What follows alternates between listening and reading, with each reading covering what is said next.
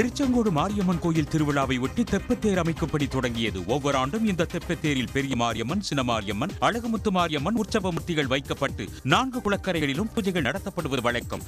அந்த வகையில் இந்த ஆண்டு தெப்பத்தேர் திருவிழா வரும் 4ஆம் தேதி நடைபெறவுள்ளது. புதுக்கோட்டை மாவட்டம் கரம்பக்குடி அருகே பலவராயன்பதை ஊராட்சியில் அரசு உயர்நிலைப் பள்ளிக்கு செல்லும் சாலை குண்டும் குழியுமாக உள்ளதால் மாணவர்கள் அவதி அடைந்துள்ளனர். இந்த அரசு பள்ளிக்கு புதுப்பட்டியிலிருந்து செல்லும் சாலை 18 ஆண்டுகளுக்கு முன்பு போடப்பட்டது. தற்போது பெய்து வரும் தொடர் மழையால் சாலை குண்டும் குழியுமாக மாறி மழைநீர் தேங்கி குளம் போல் காட்சியளிக்கிறது. அந்த பள்ளிக்கு செல்லும் சாலையை ஒரு சிறப்பான ஒரு தார் சாலை அமைத்து கொடுக்குமாறு மிக வேண்டி விரும்பி உங்களை எல்லாம் பணிவன்புடன் கேட்டுக்கொள்கின்றேன். அதிகாரிகள் விரைந்து புதிய தார் சாலை அமைத்து தர வேண்டும் என கோரிக்கை விடுத்துள்ளனர். பொள்ளாச்சி அருகே விவசாய தோட்டத்தில் சிறுத்தை நடமாட்டம் உள்ளதால் பொதுமக்கள் அச்சமடைந்துள்ளனர். ஆனைமலையை அடுத்த உடையகோன் பகுதியைச் சேர்ந்த விவசாயி நிஷாந்த் என்பவரின் தோட்டம் அருகே சிறுத்தை ஒன்று நடந்து செல்வது அங்குள்ள சிசிடிவி கேமராவில் பதிவாகியுள்ளது. இதனை பார்த்து விவசாயி அதிர்ச்சி அடைந்துள்ளார். சிறுத்தையின் வீடியோ சமூக வலைதளங்களில் வேகமாக பரவிய நிலையில் கூண்டு வைத்து பிடிக்க வேண்டும் என அப்பகுதி மக்கள் கோரிக்கை விடுத்துள்ளனர். சென்னை பள்ளிக்கரணை காப்புக்காடு ராம்சார் தளத்திற்குள் அடுக்குமாடி கட்டடம் கட்ட அனுமதி எதுவும் வழங்கப்படவில்லை என தமிழ்நாடு அரசு விளக்கம் அளித்துள்ளது. பள்ளிக்கரணை சதுப்பு நிலத்தின் ராம்சார் தள எல்லை இதுவரை வரையறுக்கப்படவில்லை என்றும் இதனால் காப்புக்காட்டு எல்லைகளுக்கு வெளியே உள்ள தனியார் பட்டா நிலங்களுக்கு மட்டுமே சம்பந்தப்பட்ட அலுவலர்களால் ஒப்புதல் வழங்கப்பட்டிருப்பதாகவும் அரசு தரப்பில் தெளிவுபடுத்தப்பட்டுள்ளது. கும்பகோணம் அரசு மருத்துவமனையில் பிரசவத்திற்காக அனுமதிக்கப்பட்டிருந்த கர்ப்பிணியின் வயிற்றில் இருந்த குழந்தை மருத்துவர்களின் அலட்சியத்தால் உயிரிழந்ததாக கூறி உறவினர்கள் முற்றுகை போராட்டத்தில் ஈடுபட்டனர். திருப்பனந்தாள் கக்கநகர் பகுதியைச் சேர்ந்த பிரதாப்ராஜ் என்பவரின் மனைவி விஜயலட்சுமிக்கு பிரசவ வலி வந்த நிலையில் அவருக்கு அறுவை சிகிச்சை செய்யப்பட்டது. எனினும் குழந்தை இறந்து விட்டது. இந்த மாதிரி குழந்தை இறந்துருச்சு, அதுக்கான நியாயம் எனக்கு கிடைக்கணும் இல்லையா? குழந்தைக்கு என்ன நடந்தது எனக்கு தெரியணும். மற்றபடி இல்லை, என் குழந்தை போயிடுச்சு, திரும்ப எந்த குழந்தைக்கும் நடக்கக்கூடாது. அதுக்காக தான் நான் கூப்பிட்டேன், வேற எதுவுமே இல்லை. கேசி பழுதுபார்க்க சென்றபோது பெண்ணை மிரட்டி பாலியல் வன்கொடுமைக்கு உள்ளாக்கிய 20 20 ஆண்டுகள் சிறை தண்டனை விதித்து செங்கல்பட்டு மகிழா நீதிமன்றம் தீர்ப்பளித்துள்ளது. சென்னை பள்ளிக்கரணை பகுதியில் உள்ள தனியார் அடுக்குமாடி குடியிருப்பில் வசித்து வந்த 31 வயது மதிக்கத்தக்க பெண்ணை அற்புதராஜ், அருண் ஆகியோர் பாலியல் வன்கொடுமை செய்துள்ளனர். இது தொடர்பான வழக்கு விசாரணை முடிவடைந்த நிலையில் இருவருக்கும் 20 ஆண்டுகள் சிறை தண்டனை விதிக்கப்பட்டது.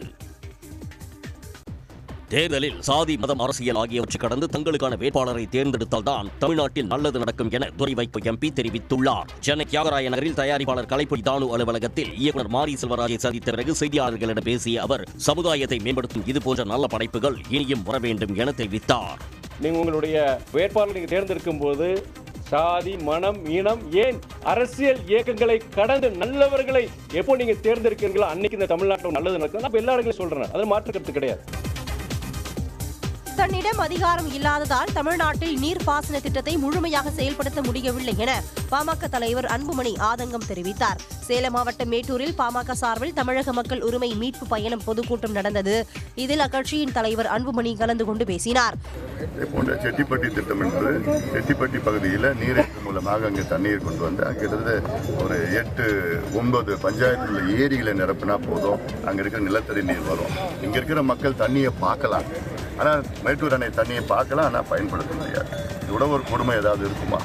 பெங்களூரு தொழிற்சாலையில் இருந்து வெளியேறும் கழிவு நீரால் மேட்டூர் அணையில் நீர் பச்சையாக காட்சியளிக்கிறது என்று அன்புமணி சுட்டிக்காட்டினார்.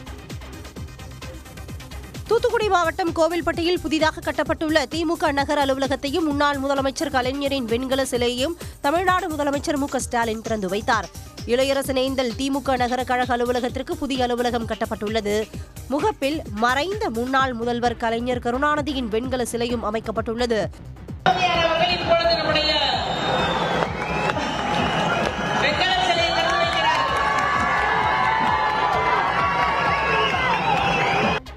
இந்நிகழ்ச்சியில் கனிமொழி எம்பி, அமைச்சர்கள் கே.என். நேரு, தங்கம் தென்னரசு உள்ளிட்டோர் கலந்து கொண்டனர்.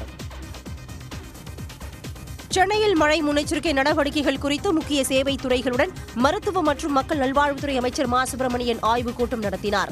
ஆய்வுக் கூட்டத்தில் 5 சட்டமன்ற உறுப்பினர்கள், 42 மாமன்ற உறுப்பினர்கள் மற்றும் பல்வேறு துறைகளை சேர்ந்தவர்கள் கலந்து கொண்டனர். மிதமானதும் மிக மிக மிதமானதுமான மழை பொழிந்து கொண்டிருக்கிற சூழலில் சராசரியாக சென்னையில் 6 சென்டிமீட்டர் அளவுக்கு மழை பொழிந்திருக்கிறது. ஆனாலும் கூட எங்கேயும் எந்த விதமான பாதிப்பும் இல்லை. இந்த நிலையில் பெருநகர சென்னை மாநகராட்சி 215 இடங்களில் நிவாரண மையங்களை அமைத்திருக்கிறது. 110 இடங்களில் உணவு தயாரிக்கும் கூடங்களை ஏற்பாடு செய்திருக்கிறது. பெருநகர சென்னை மாநகராட்சியில் மட்டும் இந்த பணிகளை மேற்கொள்வதற்கு 22,000 பணியாளர்கள் பணியில் ஈடுபடுத்தப்பட்டிருக்கிறார்கள்.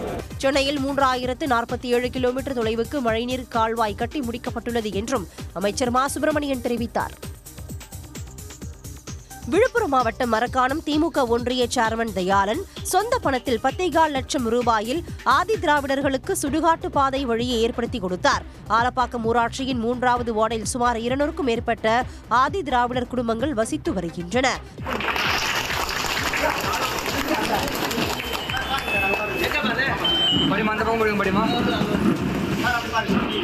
சேர்மன் தயாளனுக்கு அந்த கிராம பொதுமக்கள் ஒன்று திரண்டு மாலை அணிவித்து மரியாதை செலுத்தினர்.